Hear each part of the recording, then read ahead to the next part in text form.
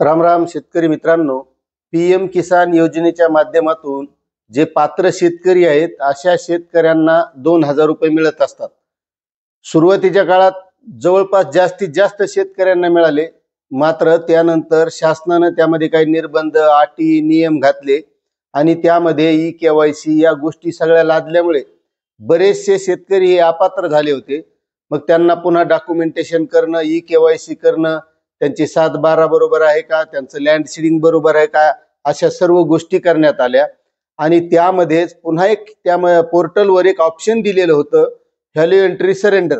म्हणजे ज्या शेतकऱ्यांना हे पैसे नको आहेत अशा शेतकऱ्यांनी ते नको म्हणून त्यावर क्लिक करायचं आणि मला हे 2,000 रुपये नको असं ऑप्शन आलेलं होतं। मात्र बऱ्याचशा शेतकऱ्याकडून नजर चुकीने किंवा सहज दबल्यामुळे हे बटन दाबल्या गेलं आणि बऱ्याचशा शेतकऱ्यांचे पैसे बंद पडले। आता ते शेतकरी पात्रही होते, मात्र त्या शेतकऱ्यांना पैसे मिळणं बंद झालेलं आहे। आणि अशा शेतकऱ्यांना आता जर ते पैसे चालू करायचे असेल तर त्यासाठी एक ऑप्शन पुन्हा या शासनाने त्या पोर्टलवर दिलेला आहे। आता त्याचबद्दलची अपडेट आपण आजच्या व्हिडिओमधून घेणार आहोत की हे पैसे नेमके चालू कसे करायचे। ज्या शेतकऱ्यांनी नाकारलेले असतील, नजर चुकीने नाकारले गेलेले असतील, कारण पैसे म्हणल्यावर शेतकरी तर काय नाकारणार नाही, अगोदरच शेतकऱ्याजवळ पैसे नाहीत, शेतीमालाला भाव नाही म्हणून शेतकरी काय नाकार नाही। पण नजर चुकीने जर ते नाकारले गेले असल्यास तर हे पैसे चालू कसे करायचे, तर त्यासाठी ऑप्शन आलेला आहे।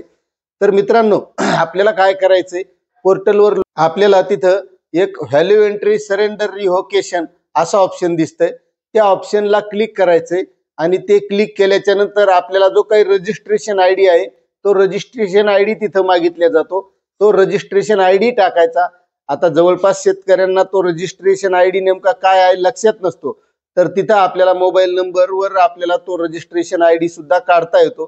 तो रजिस्ट्रेशन आयडी काढायचा आणि परत त्याच्यावर टाकून मग आपल्याला एक OTP मोबाईलवर येणार, तो OTP तिथे टाकायचा आणि त्यानंतर ही सगळी प्रक्रिया केल्यानंतर आपल्याला जे 2,000 रुपये मिळत होते ते आपले परत चालू होणार आहेत। अशी एकदम सोपी प्रक्रिया आहे। मात्र यासाठी आपल्याला पीएम किसानच्या पोर्टलवर जाऊन यासाठी हे रिव्होकेशन करावं लागणार आहे, म्हणजे आमचे बंद झालेले पैसे चालू करा अशी विनंती करावी लागणार आहे। त्यानंतर आपल्याला ते पाहणी करण्यात येईल, त्यामध्ये तुम्ही पात्र आहात का, पात्र असल्यानंतर आपल्याला परत हे 2,000 रुपये मिळणं चालू होईल।